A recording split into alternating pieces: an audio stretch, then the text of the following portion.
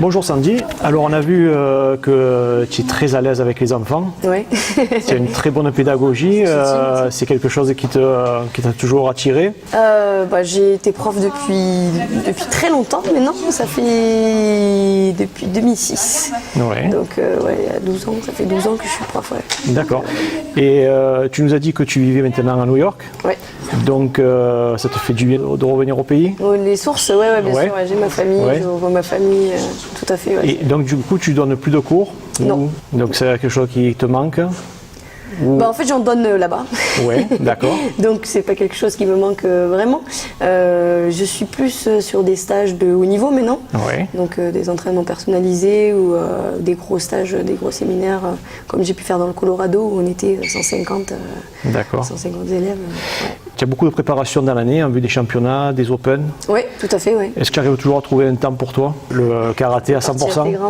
Oui, après, pour la vie personnelle, y a la famille et puis les amis. Non, je suis quelqu'un qui sait profiter de la vie. Ouais. Depuis toute petite, je fais attention à ce que je fais et en même temps, je prends un peu de risques sur certaines choses pour pouvoir profiter à l'aise. Et je suis je suis un peu casse-cou, j'avoue. Ouais. Donc j'ai déjà sauté 3-4 fois en parachute, des trucs comme ça. Oui, d'accord, voilà. Il n'y a pas de problème. C'est sûr. Ouais, tête brûlée. Là, tu viens de gagner l'US Open à Las Vegas. Tout à fait. La compétition a été dure, c'était très relevé? Alors c'était relevé. Ouais. Ce qui est difficile quand on va dans des pays comme ça, franchement, moi j'habite à New York depuis le 1er août 2017 maintenant. Oui.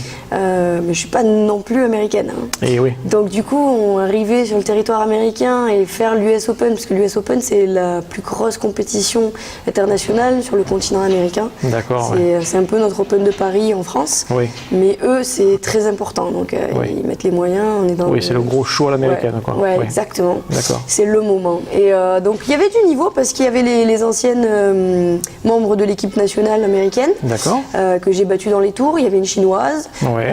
Il y avait une fille qui venait c'est pas la République dominicaine, je sais pas si elle était pas péruvienne. Je me rappelle plus sa nationalité, mais elle était pas mal du tout. Et elle a fait, je crois, 2e au championnat des Caraïbes et du Centre-Américain. Oui, donc il y a du haut niveau, oui, c'est sûr. Et donc du coup, voilà, il y avait du bon niveau. Et en finale, j'ai retrouvé Jessica Wong, qui est normalement la chef du tableau de l'US Open, quoi. D'accord. C'est son fief. J'ai une compétition, là j'en ai une à Philadelphie le 5 mai. 5 mai, ouais. Tout à fait. D'accord. Et après, si tout va bien, il faudrait voir au mois de juin si on peut participer à d'autres championnats. Pour tes préparations, tu as un coach? Alors, j'ai 2 coachs. Oui. J'en ai une française, donc c'est Nadia Dumont. Oui, ça j'ai vu, d'accord. Et qui m'accompagne toujours partout depuis 2011, où je l'ai appelée pour préparer les championnats du monde. D'accord. Donc, et puis c'est elle qui m'a formée aussi quand j'avais 14 ans pour. Oui, donc quelqu'un qui te connaît bien, quoi. Ouais. Très très bien. Oui, c'est sûr. C'est ma coach et c'est mon amie aussi. Donc Nadia Dumont. Et après sur New York, j'ai mon club que j'ai l'IGN. Oui. Et donc avec LIG Endur qui m'accompagne et Aurélie Roy qui m'accompagne aussi. D'accord. Tes journées type donc, lors de tes préparations, c'est quoi alors? Alors, une journée type, c'est le matin lever, je ne suis pas très matinale, donc je me lève vers 8-9 heures maximum. Ouais. Et après, je vais à la salle de sport, au New York, j'ai, je sais pas, 200 mètres de chez moi, j'ai une salle. Je vais faire un cours de bike, parce que j'adore le vélo. Ouais. Et je suis tout le temps sur mon vélo. Non, mais ça travaille tout, le cardio. Là, je fais une heure de vélo. Ouais. Et après, je fais du renforcement musculaire général, PG. Ouais. Et l'après-midi, j'ai mon cours de karaté. Et voilà, après, je fais donc le matin physique, l'après-midi technique. Ton objectif principal, est-ce que ça serait de finir sur les Jeux à Tokyo? Tout à fait. Tout à fait, ouais, je suis dans cette optique-là de reprendre le haut niveau professionnellement.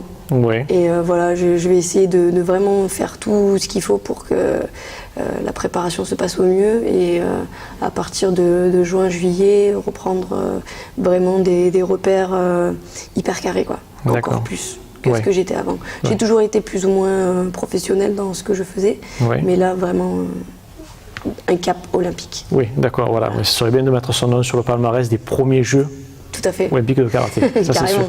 Carrément. Et tes principales adversaires, Alors là, le les niveau japonaises, espagnoles. ouais. Le niveau est monté très très haut depuis que je suis partie, depuis un an là. Oui. Et ce qui est rigolo, c'est que tout le monde est très dangereux.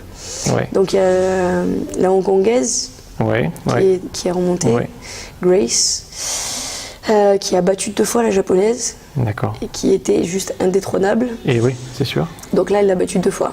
Ouais. Sandra Sanchez, qui est au niveau européen, Top. voilà. Alors, on va finir avec des questions des internautes. Alors, plus ou moins, hein, Ouais. voilà.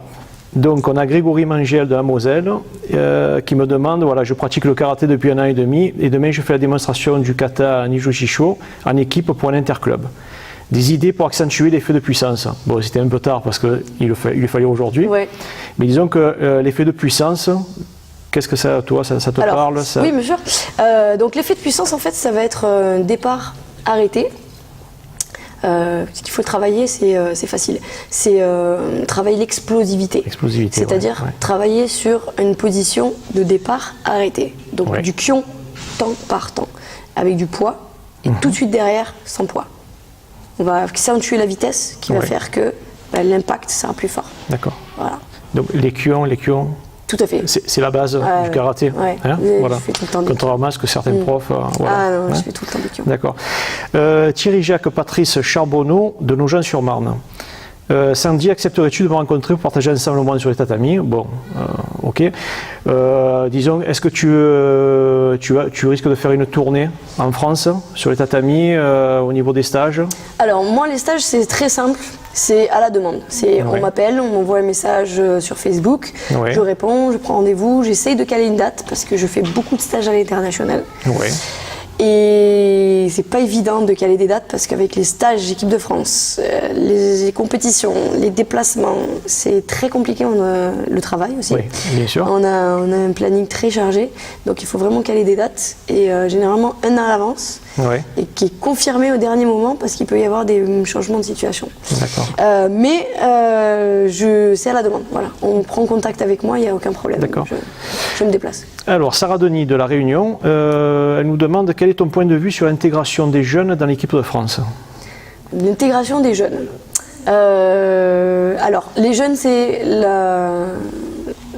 la suite logique des choses. Le renouvellement, ouais, Voilà, c'est il faut sûr. absolument qu'il y ait les jeunes qui viennent en équipe de France. Après, c'est vrai qu'il y a des moments où on doit être plus carré au niveau préparation. Quand on a une compétition qui arrive, on peut s'isoler un petit peu, mais les jeunes, ils doivent être là parce qu'on est le moteur. Bien sûr. On doit les tirer vers le haut, et bien Ouais. évidemment. Tout à fait.